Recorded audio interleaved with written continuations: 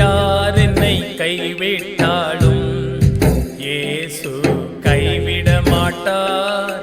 யார் என்னை கைவிட்டாலும் இயேசு கைவிட மாட்டார்.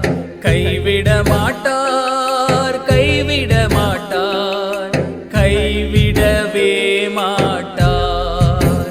இயேசு கைவிடவே மாட்டார். ஆண்டவராகிய இயேசு கிறிஸ்துவின் பரிசுத்த நாமத்தில் உங்களை அன்புடன் வாழ்த்துகிறோம். அருமையானவர்களே, இன்றைக்கு நம்முடைய கை தொலைபேசி சரியாக வேலை செய்யவில்லை என்று சொன்னால் நாம் உடனடியாக ரீஸ்டார்ட் பண்ணிவிடுகிறோம். வாழ்க்கையிலும் அந்த விதமாக சில காரியங்களை ரீஸ்டார்ட் பண்ண வேண்டும் என்று நாம் விரும்புகிறோம். ஆனால் நம்முடைய ஜீவன் மரித்து போகும்போது அதை ரீஸ்டார்ட் பண்ண முடியாத ஒரு நிலைமை வந்து விடுகிறது. ஆனால் சத்திய வேதாகமத்தில் ஆண்டவராகிய இயேசு கிறிஸ்து லாசரு என்னும் ஒரு மனிதனை அவர் மரித்து 4 நாட்கள் ஆன பிறகு கல்லறையிலிருந்து உயிரோடு எழுப்பினார் என்று நாம் யோவான் எழுதின சுவிசேஷம் 11ஆம் அதிகாரத்திலே வாசிக்கிறோம். அந்த அதிகாரத்திலே ஆண்டவராகிய இயேசு கிறிஸ்து மார்த்தாளை பார்த்து கூறும்போது 25-26 வசனங்களிலே இயேசு அவளை நோக்கி, நானே உயிர்த்தெழுதலும் ஜீவனுமாய் இருக்கிறேன். என்னை விசுவாசிக்கிறவன் மரித்தாலும் பிழைப்பான். உயிரோடிருந்து என்னை விசுவாசிக்கிறவன் எவனும் என்றென்றைக்கும் மறியாமலும் இருப்பான். இதை விசுவாசிக்கிறாயா என்று கேட்கிறவராக இருந்தார். அருமையானவர்களே, ஆண்டவராகிய இயேசு கிறிஸ்து தெளிவாக சொல்லுகிறார், நானே உயிர்த்தெழுதலும் ஜீவனுமாய் இருக்கிறேன். ஆண்டவராகிய இயேசு கிறிஸ்துவை தவிர வேறொருவரும் மனிதனை உயிர்த்தெழ செய்ய முடியாது. ஆண்டவராகிய இயேசு கிறிஸ்து லாசருவை பார்த்து, லாசருவே வெளியே வா என்று சொல்ல, மரித்து 4 நாட்களாயிருந்த லாசரு உயிரோடு எழுப்பப்பட்டவனாக வெளியே வந்தான்.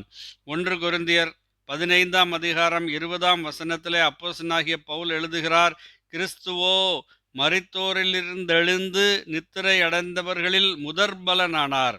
அருமையானவர்களே, நம்முடைய பாவங்களுக்கு வரவேண்டிய தண்டனையை தன் பேரிலே ஏற்றுக்கொண்டு கல்வாரி சிலுவையிலே தம்முடைய ஜீவனை கொடுத்த ஆண்டவராகிய இயேசு கிறிஸ்து மரித்தோரிலிருந்து எழுந்த முதற்பலனாக இருக்கிறார்.